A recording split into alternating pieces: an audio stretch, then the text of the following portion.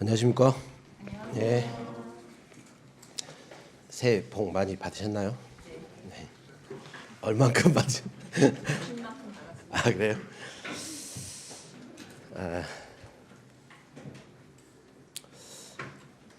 자, 이 순환을 시작을 하겠습니다.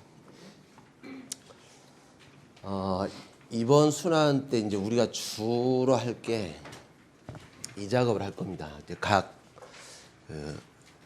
진도별 주제별로 목차하고 키워드 이거를 쭉 이제 정리를 해 나갈 건데, 자, 이유가 뭐냐면은 이제 여러분들 이제 다음 순환부터는 이제 답안을 쓰는 연습 이제 들어가셔야죠. 이제 본격적으로 사례 푸시고 단문 정리하시고, 단문도 문제가 어떻게 나올 건가 이제 유형에 따라서 이제 정리를 하셔야 될 거예요.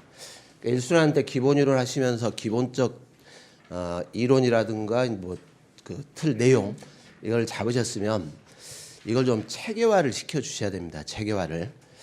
그런데 아직까지는 꼭 뭘 기억하시냐면 이번 순환까지는 여전히 그래도 기본이에요. 어떤 말인지 아시겠죠? 이번 순환까지는 지금부터 막 이렇게 제가 이제 목차 키워드 이렇게 해드렸지만 이 목차를 시험장에서 다 그렇게 활용을 한다거나 100% 그것보다는 이런 목차 이런 식으로 구성을 해가지고 답안을 작성할 때 이렇게 답안을 작성을 해야 되겠구나라는 감을 잡아두시고, 제일 중요한 건 각 진도별로 핵심 내용들을 파악을 하셔야 됩니다. 그게 이제 쟁점으로 나오면 나중에 이제 서술하는 연습을 또 하셔야 될 테니까 그 기초 작업이라고 생각하시면 됩니다. 그런데 이제 여러분들이 꼭 한 가지 기억을 하실 게, 우리 이제 교재 보시면은 제가 이제 진도별로 이렇게 편절을 어떻게 했냐면 목차 연결 먼저 쓰고 그 목차에 따라 내용을 간략간략하게 정리를 해드렸어요. 그러니까 만약에 혹시 처음 하신 분들이 계시면은 기본서 1차 기본서하고 1차 아니라 그 처음에 우리 기본 이론 했던 거 그거하고 좀 병행을 좀 해주실 필요도 있습니다. 그래서 여기는 구성이 어떻게 되냐면 목차 거기에 따른 핵심 내용인데, 사실 여러분들이 시험장 가셔가지고 이걸 그대로 100%다 그대로 쓰시는 게 아니에요. 미리 말씀드리지만 이걸 100% 그대로 다 쓰는 게 아니라 물어보는 문제가 다 달라질 거 아닙니까? 그죠? 그럼 그 문제에 맞춰가지고 여러분들이 이런 주제구나. 그러면 이 목차 구성에 이렇게 내용이 들어가야지. 그렇게 이제 정리를 하셔야 됩니다.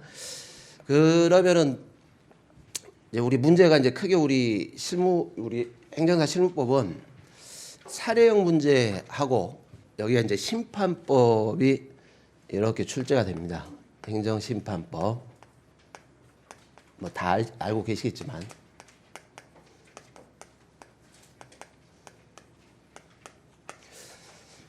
그리고 이 비송사건 절차하고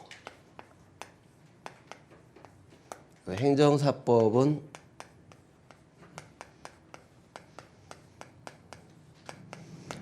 단문으로 이제 출제가 될 겁니다. 그런데 여기는 지금 제가 구별 없이 목차와 핵심 내용을 쭉 정리를 해드렸지만, 여러분들이 뭘 꼭 기억을 하시냐면은 사례형 문제에 적용하는 방식하고 단문이 나왔을 때 이걸 서술할 때 적용하는 방식하고 당연히 좀 달라지겠죠. 그러니까 준비하실 때도 이걸 조금 구별을 해 주셔야 돼요. 이해되시죠? 물론 이제 수업은 아직까지는 기본이라고 했으니까 그 진도에 맞춰가지고 기본 이론과 관련된 거 이렇게 묶어서 다 설명을 해드리겠지만, 나중에 사례형 문제를 가시면은 이게 이제 사례형이 그렇잖아요. 그 사례를 제시를 해주고 거기에 따라 이제 문제를 출제를 할 거예요. 그러면 그 문제에 맞춰가지고 장점들이 나올 텐데 그게 정형적으로 꼭 써야 될 게 있어요. 보시면은 이게 이제 뭐 사례형이니까 뭐 이거 되냐 이렇게 물어보면 한 두 줄로 된다 안 된다 이렇게 끝낼 수는 없는 거 아닙니까?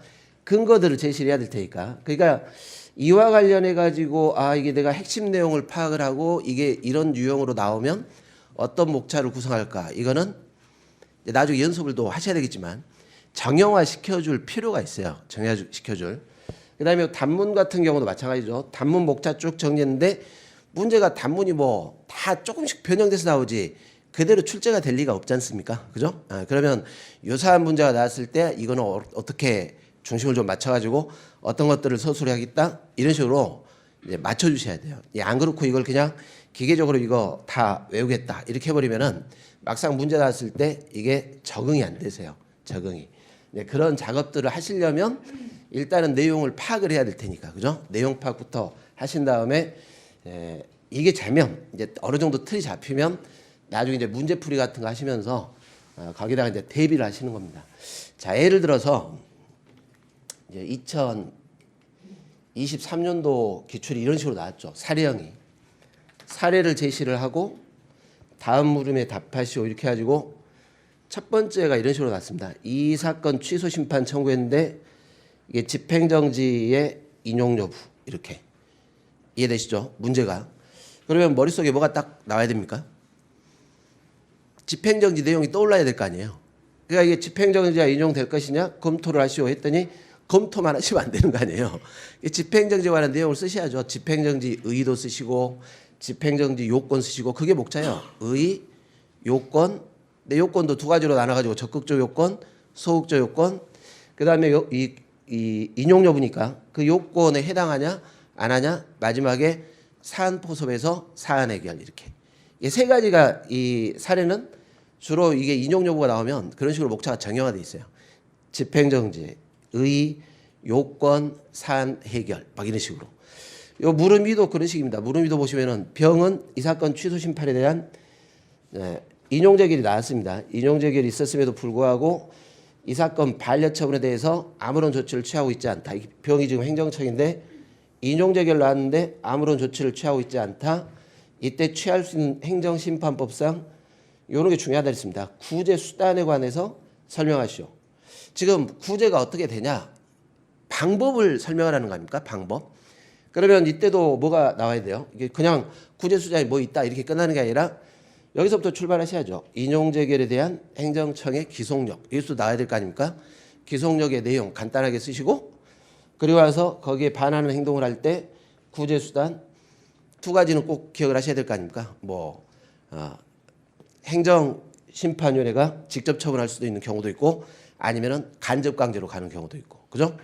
그러면 이제 그걸 그냥 쓰시면 안 되잖아요. 직접 처분, 의의, 요건, 사안 해결, 뭐 된다 안 된다, 간접 강제, 의의, 요건, 사안 해결 된다 안 된다. 그러면 이렇게 해야 되겠죠. 인용 재결의 효력, 간단하게 세 가지. 그리고 인용 재결의 기속력, 기속력의 의의, 기속력의 효과, 간단하게 쓰시고 뭐 이런 식으로 쓰는 겁니다. 이렇게 가야 되는데 그렇게 가시려면 뭐를 먼저 베이스를 깔고 가셔야 돼요. 집행정지 딱 나오면 뭘 써야 되겠다? 줄줄줄 나오셔야 될 것이고 인용재결의 기속력 나오면 뭘 써야 되겠다? 전형적으로 압축을 시켜놔야 될 것이고 만약에 기속력을 물어봤으면 기속력 목차가 늘어나야 될 것이고 그런데 여기는 기속력을 물어보는 게 아니라 구제수단을 물어봤으니까 기속력은 간단하게 줄이고 이쪽 직접 처분하고 간접 강제 부분을 늘려줘야 될 것이고 이게 이제 사안에 따라서 이게 좀 뭡니까 이렇게 그때그때 구체적 사안에 따라 여러분들이 응용을 해주셔야 돼요. 응용을 그 기초 작업을 지금 하는 겁니다. 뭐 예를 들어 이제 단문 같은 경우에는 뭐 이런 시간입니까? 단문은 뭐 다 문제가 어렵게 되지는 않습니다. 뭐 예를 들어 행정사법 올해 문제 같은 작년 문제 같으면 행정사 자격 취소와 업무 정지에 관해 설명하시오. 물어보는 게 지금 두 가지 아닙니까? 자격 취소, 업무 정지. 그러면 뭐 이건 이제 평상시 외워야 될 거 아닙니까? 단문 주제로 전형적으로 자격 취소, 의의, 사유. 그리고 여기서 이제 제가 기본으로 할 때 꼭 강조드린 게 이거는 필수적 기속. 그러니까 자격 취소 사유가 생기면 임의적이에요. 반드시 해야 돼요. 이걸 해줘야 돼요. 그죠? 그런데 여기도 똑같죠? 업무 정지, 의의, 사유. 근데 비교될 게 업무 정지는 재량 6개월 이내. 이해되시죠? 이건 막상 교재에서는 자격 취소 따로 정리하고 업무 정지 따로 정리하지만 시험장에서는 두 개를 묶고 된 거 아닙니까? 뭐 이런 식이니까 이렇게 이제 단문은 쭉 외우시는 수밖에 없습니다. 이 작업을 2순환 때 해주셔야 됩니다. 2순환. 그래서 만약 지금 처음으로 실무법을 이제 막 시작하시는 분이 계시다면 시간이 되실 때 반드시 기본 이론 한 것도 막 쭉 보셔야 돼요. 기본 이론 하신 거. 이렇게 좀 정리를 하겠습니다. 그 작업을 지금 이번에 들어갈 예정입니다. 그래서 미리 말씀드리지만 목차 키워드라고 지금 주제가 잡혀 있어도 그냥 형식적으로 목차 키워드를 외우려고만 하지는 마셔라 이런 뜻이에요. 거기서 제가 핵심 내용 이거는 쟁점으로 자주 나오는 파트입니다 이렇게 알려드리면은 그런 것들은 따로 이렇게 가지고 다니면서 완전히 자기 것이 되게끔 막 만드셔야 돼요. 지금 그래야 나중에 문제풀이 같은 거 할 때 이게 변형도 되고 쓰실 수 있는 작업들이 그때 진행이 될 겁니다. 그렇다라고 보시면 됩니다. 이번 강의 목표가. 그리고 이 자료를 받으셨겠지만 이번 순환부터는 행정심판법 같은 경우에는 이제 사례 대비를 좀 해줘야 됩니다. 사례 대비를. 그래서 관련 주제에서 사례로 나올 만한 판례들이 나오면 판례들이 있다면 제가 그거를 되도록이면 많이 드릴 거예요. 되도록이면. 그러면 이거를 내가 막 써야겠다 이렇게 하지 마시고 이 판례는 이게 쟁점이 뭐고 여기가 어떤 식으로 출제가 될 수 있다 이걸 잘 기억을 해 놓으셔야 돼요. 나중에 여러분들 시험장에서 문제가 나왔는데 사안 포섭해 가지고 결론을 내야 될 거 아닙니까? 사안 해결. 그때는 다 뭘로 가야 되냐면 판례로 가시는 게 제일 안전해요. 판례로. 판례 결론을 따라가는 게. 그런데 이제 쟁점이 되는 주제가 있고 사례로 나올 수 있는 주제가 있고 사례로 나올 수 없는 주제가 있기 때문에 사례가 나오건 안 나오건 일단 심판법은 기본적인 걸 다 하겠지만 사례로 나올 만한 쟁점들은 제가 이 판례들을 드릴 겁니다. 오늘은 많진 않아요. 그런데 아마 다음 주하고 그 다음 주 앞으로 3주 동안은 꽤 많이 나갈 거예요. 그럼 그 꽤 많이 나가면 항상 뭘 하셔야 되냐면 외우려 가지고 하시고 생각을 하셔야 돼요. 쭉 보면서 이거는 뭐가 쟁점이었는데 이걸 이렇게 하는구나 이렇게. 그래서 지금 이번 순환에 자꾸 막 외우려 하지 마시고 생각을 하셔야 됩니다. 생각을. 이렇게 진행을 하겠습니다. 자, 먼저 12페이지를 보시기 바랍니다.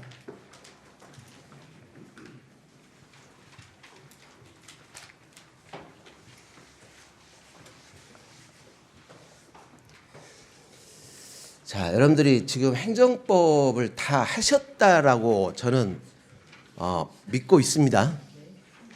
행정법에 대해서는 어느 정도 거의 고수들이 이제 되신 거 아니에요? 어제 표정들이 좀 어둡네요. 일단 한 가지 좀 보고 가겠습니다. 이런 뭐 행정법 앞에 서로는 뭐 그렇게 큰 의미는 없고 여러 가지 행정 작용들이 있죠.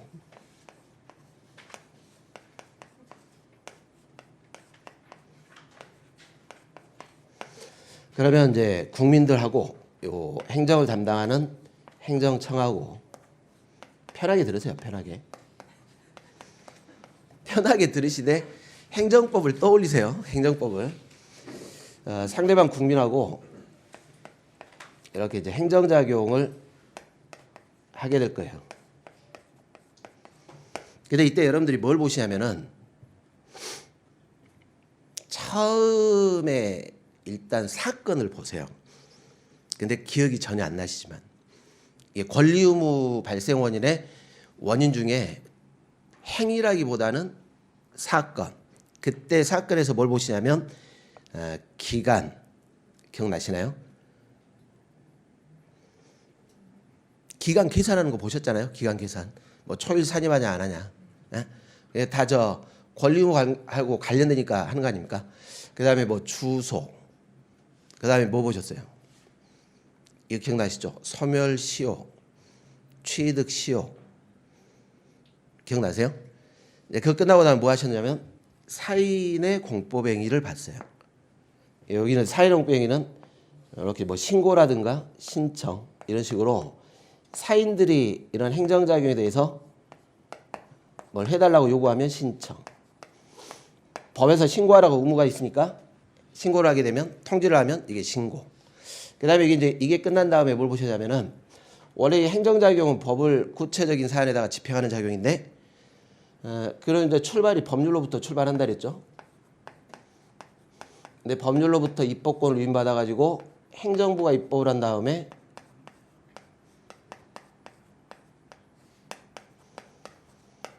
여기에 근거해가지고 행정을 하기 때문에 요 행정입법을 또 보셨어요. 이게 두 가지로 나눠졌죠. 행정입법. 이게 국민하고 관련되면 법규명령, 조직내부규범이면 행정규칙. 기억나시죠? 자, 여기 끝난 다음에 이제 행정행위를 받습니다. 행정행위.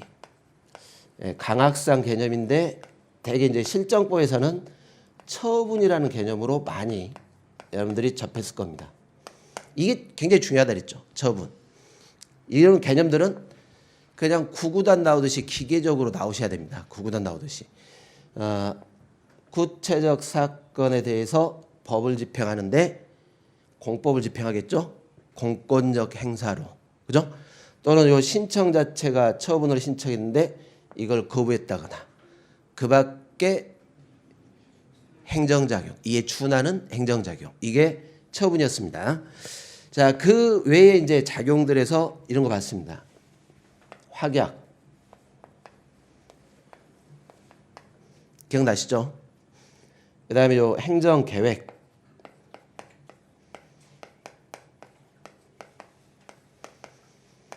공법상의 계약.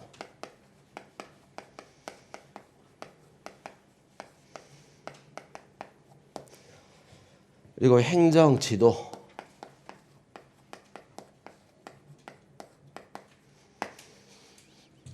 여기서는 다 여기와 관련됩니다. 처분이냐 아니냐. 판례는 처분으로 안 보죠. 그 다음에 요 계획도 기본계획이나 상위 뭐 종합계획 이런 것들은 처분이 안 되는데 구체적인 계획, 구속력 있는 계획들은 처분. 그 다음에 요 공법상 계약 일단 처분 아니죠. 계약이니까 비권력 작용. 다만 뭐가 있었어요? 형식은 계약으로 돼 있지만 실질적으로 처분을 보는 경우들이 막 나오잖아요. 그다음에 행정지도는 비권력적 사실행위니까 처분이 아닌데 다만 최근에 이제 우리 판례가 형식으로 가지 않고 형식은 뭐 권고라 하더라도 뭐 조치요구, 뭐 시정요구 되게 그런 거 나오면 다 처분이에요. 나중에 이걸 응하지 않을 때 불이익조치가 예정돼 있으니까. 이해되시죠? 자, 이거 끝나고 나서 뭘 보셨냐면은 강제 집행 받습니다. 의무형 확보수단.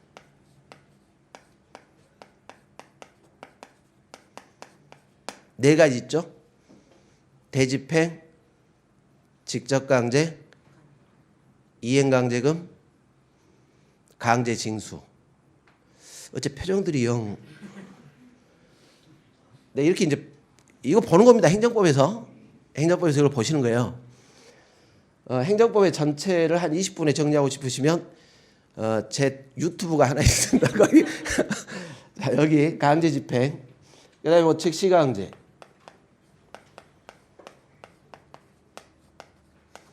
그 다음에 이 행정벌.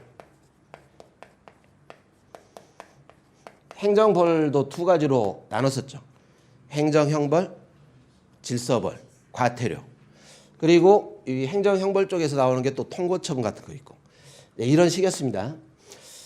자, 여기까지가 다 뭐냐면, 이 중간에 이제 여러분들 뭐 그런 거 있잖아요. 이와 관련된 절차법, 그리고 정보공개, 뭐 이런 거 했는데, 행정작용이라보다는 그거는 이제 별도니까. 이게 넓게 보면 이게 행정청이 국민들한테 하는 행정작용들입니다. 이게 무슨 말인지 아시겠죠? 자, 이 중에 우리가 꼭 알아야 될 게 처분인데 여기 처분입니까 아닙니까? 네, 이것도 처분으로 들어옵니다. 행정형벌 이거 처분입니까 아닙니까?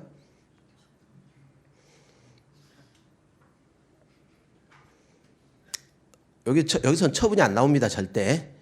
심판법이 적용이 안 되니까 또는 소송법이 적용이 안 되니까. 그러니까 이런 작용들 중에 처분으로 나누냐 이걸 이제 봐줘야 돼요. 행정입법 이거 처분이 아니에요?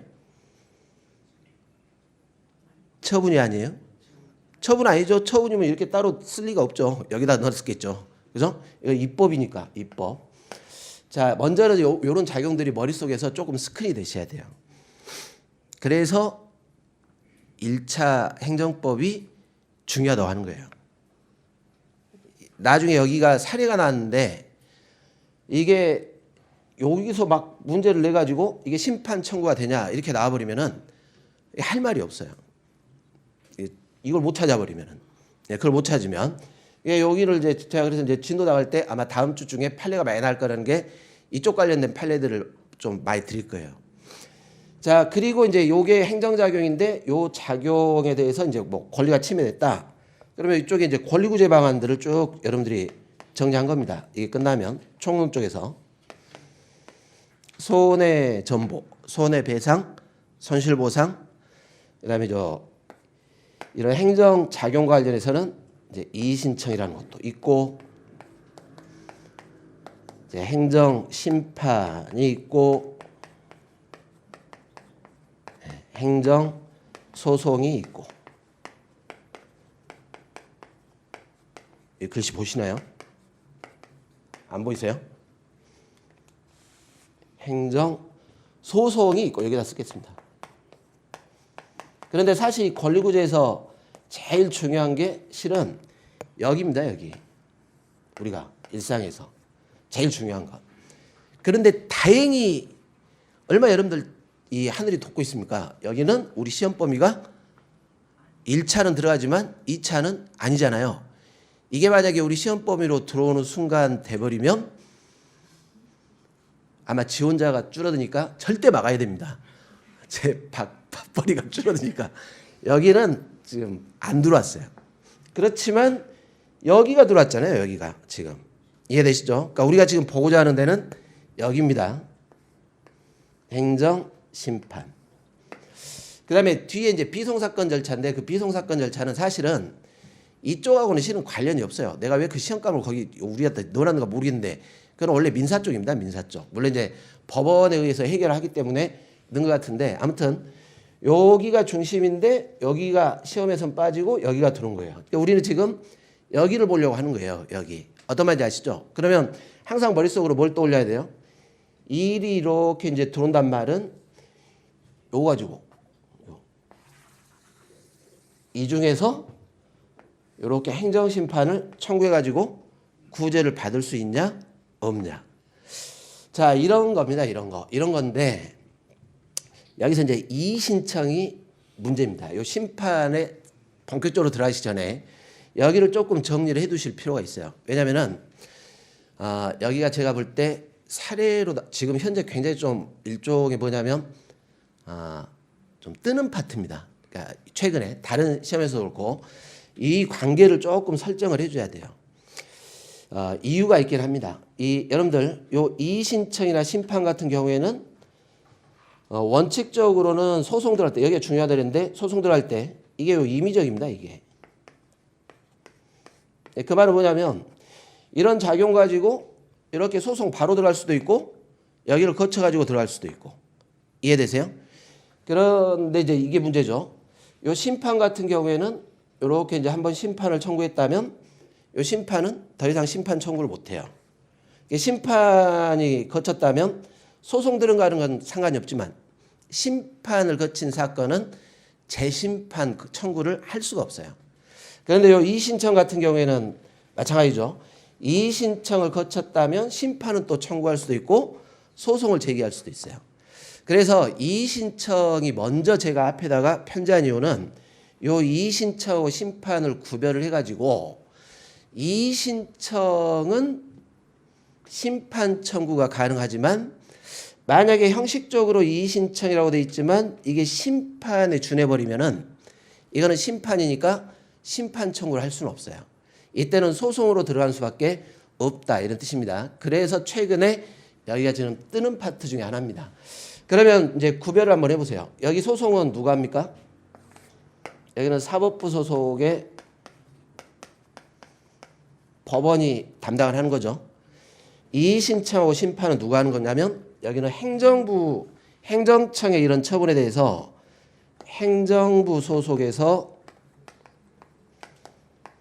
이 행정청의 이 처분을 재심사를 하는 겁니다. 재심사.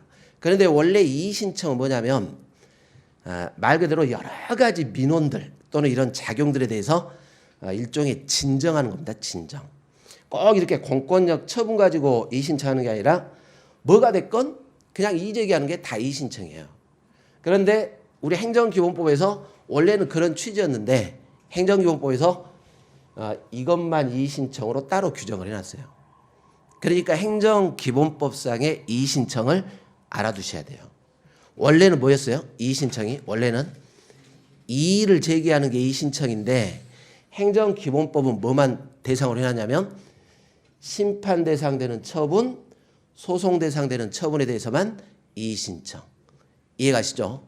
이렇게 해놓은 겁니다. 그래서 요 이의신청의 의의를 일단 이의신청이 나오면 여러분들이 머릿속으로 뭘 꼭 기억을 하셔야 되냐면 서설 파트의 의의 잡는 게 굉장히 중요합니다. 행정불복이라는 걸 반드시 기억을 하셔야 돼요.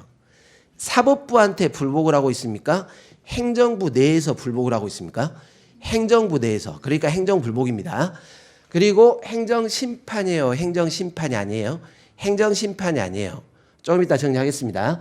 이 두 가지를 묶어가지고 의의 잡는 게 중요하고 그러면 이의신청 현재 이제 물어본다면 행정기본법의 이의신청을 물어볼 텐데 신청자가 누구냐? 누구한테 신청하냐? 그리고 대상이 뭐냐? 왜? 제가 방금 말씀드렸지만 여기에 관한 것들이 다 이의신청 들어옵니까? 행정기본법은 처분으로 국한시켰어요. 처분으로. 그러니까 요걸 잘 기억을 하셔야 돼요. 대상. 그리고 이의신청 제기 기간, 거기에 대해서 처리 기간, 이제 불복 방법.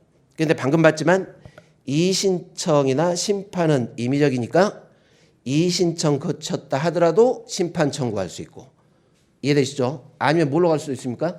소송으로도 갈 수도 있어요.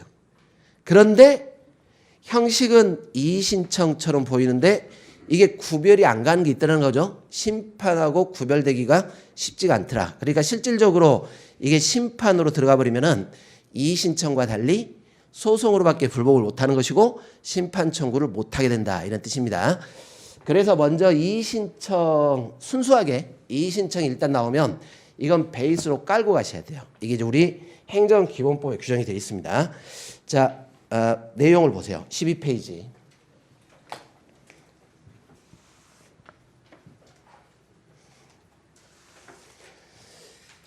서설에서 의의를 뽑아내실 때 이렇게 뽑아냅니다. 행정불복이라는 걸 찾으셔야 돼요. 그렇다면 행정불복은 뭐냐면 여기하고 다르다는 거죠. 지금 그러니까 소송하고 구별해 줘야 됩니다.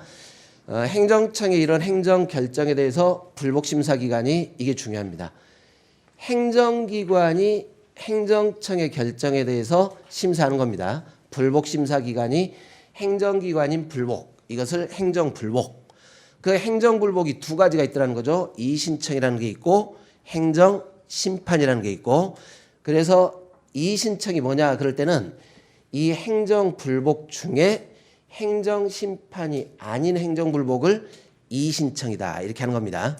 그게 이제 의로 잡히셔야 되겠죠. 이게 나중에 여러분들이 시험에서 이의신청이 나오면 무슨 말 두 가지가 꼭 들어가야 돼요. 행정불복인데 행정심판이 아닌 행정불복. 이해가시죠? 이게 이의신청의 의의입니다. 자, 우리 기본법에서 이의신청의 신청자는 처분의 상대방입니다. 처분을 받은 당사자, 처분을 받은 직접 상대방을 뜻해요. 갑한테 처분했다면 갑이 이의신청자. 이해되시죠? 우리 행정기본법에서는 제3자 이해관계에 대해서는 이의신청권을 인정하지 않습니다. 이런 게 이제 포인트입니다. 그리고 이의신청의 상대방, 이건 중요해요. 나중에 쟁점이 하나 있기 때문에 우리가 이 이의신청하고 심판하고 가장 큰 차이가 뭐냐면 여기 심판은 원칙적으로 행정심판위원회 이렇게 해서 행정청이 처분을 했다면 행정청한테 불복하는 게 아니라 여기를 판단하는 기관이 따로 있습니다. 행정심판위원회. 이게 심판. 그런데 이의신청은 누구한테 하냐면 실제 처분을 한 해당 행정청한테 이의신청을 하도록 돼 있어요.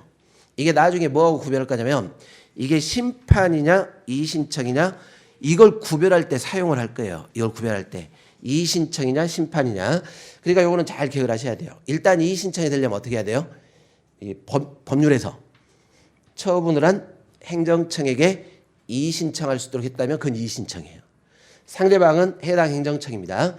그리고 이의신청의 대상인데 기본적으로 이게 돼야 됩니다. 행정심판이나 소송의 대상되는 처분에 대해서 이의신청하라. 이게 우리 행정기본법에 명시가 돼 있어요.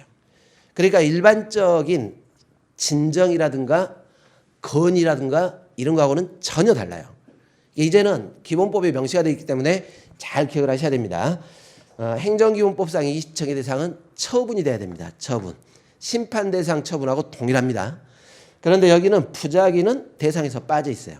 왜냐하면 부작위는 처분을 하지 않았는데 뭘 이의를 제기하냐 그런 말이겠죠. 부작위는 대상이 안 됩니다. 암기들을 좀 해주셔야 됩니다.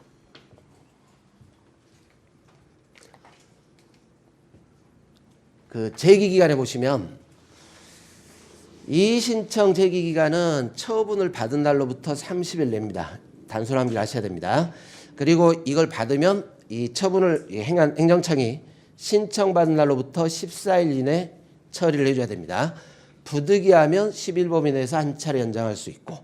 자, 그런데 이제 이게 중요하죠. 다른 불복 방법과 관계인데 이의신청은 기본적으로 임의적 절차예요. 임의적. 그러니까 처분에 대해서 반드시 이의신청을 꼭 해야 됩니까? 안 해도 상관없습니까? 안 해도 돼요. 안 하고 심판 청구할 수도 있고 하지 않고 소송 제기할 수도 있고 임의적입니다. 자, 그러니까 이제 이거하고 연결시켜야 되겠죠. 임의적 절차다 보니까 이의신청과 관계없이 행정심판, 행정소송 제기 가능합니다. 그러니까 처분에 대해서 이의신청 제기 안 하고 바로 심판 들어갈 수도 있고 이의신청을 제기했어요. 근데 아직 이의신청에 대한 결과가 안 나왔어요. 심판 청구할 수 있어요, 없어요? 얼마든지 가능해요. 무슨 말인지 아시겠죠? 그러니까 상대방은 이의신청 결과하고 상관없이 처분에 대해서 임의적이다 보니까 심판, 소송 제기 가능하다. 이런 구조입니다. 여기를 잘 기억을 해놓으시기 바랍니다. 이게 기본적으로 이의신청입니다. 이의신청. 그런데 한 페이지를 넘겨보시면은 자, 우리가 이제 이 심판을 들어가기 전에 지금 이의신청을 먼저 보는 이유가 있습니다. 이 행정심판 같은 경우에는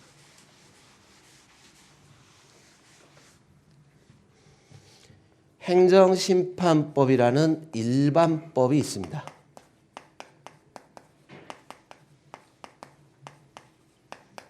행정심판에 관한 일반법.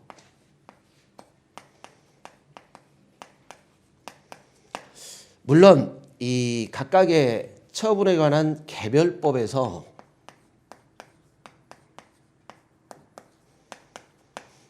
처분에 대한 행정심판이 따로 규정될 때가 있어요. 불복 방법으로서 행정심판이 별도로 이렇게 규정이 되는 경우도 있습니다. 자, 가장 대표적으로 어떤 게 있냐면 여러분들 강제징수 기억나세요? 강제징수? 아직 거기까지 신도가 안 나가신 분들은 강제징수에 가면 뭐가 있냐면 국세나 조세, 지방세, 세금 부과하는 처분이나 거기에 대한 강제징수에 대해서는 국세기본법에 이렇게 돼 있어요. 개별법에서 이의신청, 심사청구, 심판청구 이렇게 세 가지가 있습니다. 그러면 이렇게 이의신청, 심사청구, 심판청구 이렇게 세 가지가 있으면 그때는 이의신청이 따로 있으니까 그건 이의신청이에요. 그리고 심사청구나 심판청구가 행정심판인데 법이 따로 있다는 거죠. 그러니까 행정심판법과 비교해서 그런 걸 특별행정심판이다 이렇게 하는 겁니다. 이런 게 이렇게 특별행정심판이 나올 때가 있습니다. 특별행정심판. 자, 특별행정심판이라도 이 개별법에 특별한 규정 없으면 이게 적용되는 겁니다. 다만 사안이 여기에 해당한다면 심판법 적용보다는 이 법이 먼저 적용돼요. 강제징수에 대해서는 심사청구나 심판청구에 관한 국세기본법이 먼저 적용되는 거예요. 그러니까 그 법에 특별한 규정 없다면 이 법이 가는 겁니다. 자, 그리고 여기서도 한번 봐요. 여러분들이 손실보상할 때 그 기억나시죠? 이 공익사업을 위한 토지취득 보상하는 법률 거기에 뭐가 있습니까? 네. 이의신청 있죠. 이의신청. 그 이의신청은 우리 판례가 일종의 특별행정심판으로 봐요. 무슨 말인지 아시겠죠? 그때는 뭘 갖고 들어가는 거예요? 수용재결과 수용재결 외에 보상금 재결. 보상금 재결은 항고소송입니까? 형식적 당사자소송입니까? 형식적 당사소송. 그러니까 거기는 당사자 심판이라고 그래요. 그러면 수용재결 갖고 들어가는 건 이의신청 제기하면 그게 특별행정심판. 어떤 말인지 아시겠죠? 이런 식입니다. 자, 그런데 이제 문제는 지금 방금 이렇게 이제 이의신청을 봤는데, 이렇게 이제 법에 특별하게, 이거는 이제 뭐 행정심판, 이렇게 돼 있다면 방금 봤던 강제징수처럼 행정심판이라면 고민이 없어요. 그거는 행정심판이다. 그런데 이게 문제입니다. 이 개별법에 이 처분에 관한 불복 방법이 규정이 돼 있는데, 행정불복이 이게 행정심판인지 아니면 이의신청인지 이게 명확하게 규정이 안 돼 있을 때가 있어요. 어떤 말인지 아시겠죠? 그러면 이걸 구별을 해줘야 됩니다. 왜냐하면 이의신청으로 봤을 때하고 행정심판으로 봤을 때하고 완전히 차이가 좀 있겠죠. 차이가. 그래서 여러분들 페이지를 한 페이지 넘겨보시면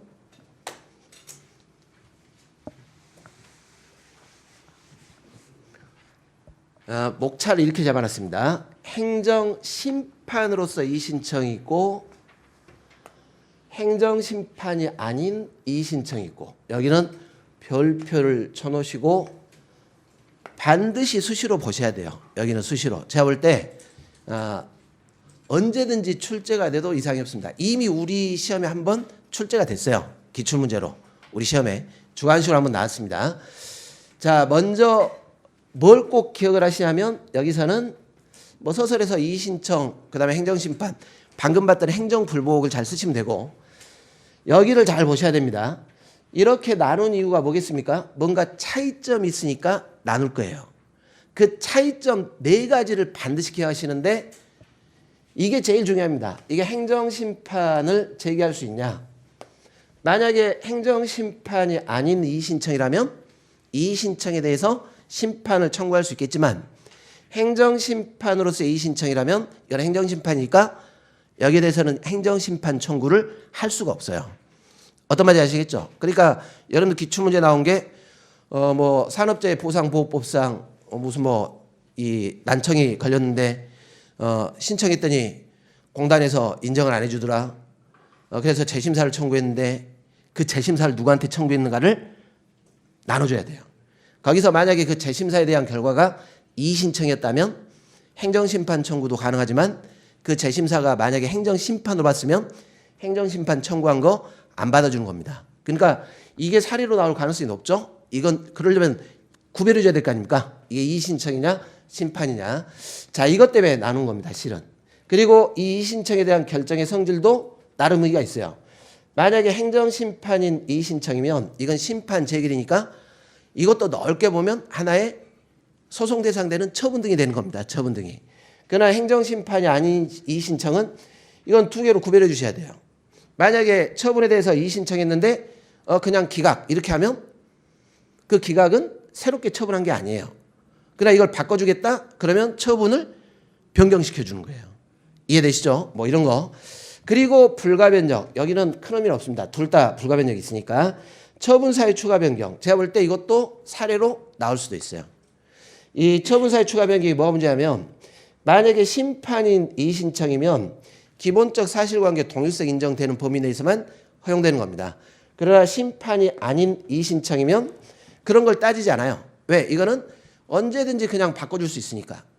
그리고 이제 판단의 기준 시점도 좀씩 달라지겠죠. 행정심판인 이의신청은 그 대상 되는 처분에 대해서 처분 당시를 기준으로 위법부당을 판단하게 될 것이고, 그러나 심판이 아닌 이의신청은 이거를 변경해 줄까 말까니까 이의신청할 당시를 기준으로 할 것이고. 이해되시죠? 자, 그럼 이제 구별을 해줘야 될 텐데 아주 중요합니다. 이런 거는 이 사안이 나오면 무조건 연결을 시켜주셔야 돼요. 이렇게 나오면. 이게 무조건 들어야 됩니다. 사례가 나왔을 때. 학설이 있겠죠? 뭘 가지고 구별할까? 뭐 심판기관으로 구별하자는 설, 불복 절차의 성질 같은 걸 보고 구별하자는 설. 자, 우리 판례는 대개 두 가지를 다 고려해 가지고 결정을 해줍니다. 자, 구성을 잡으세요.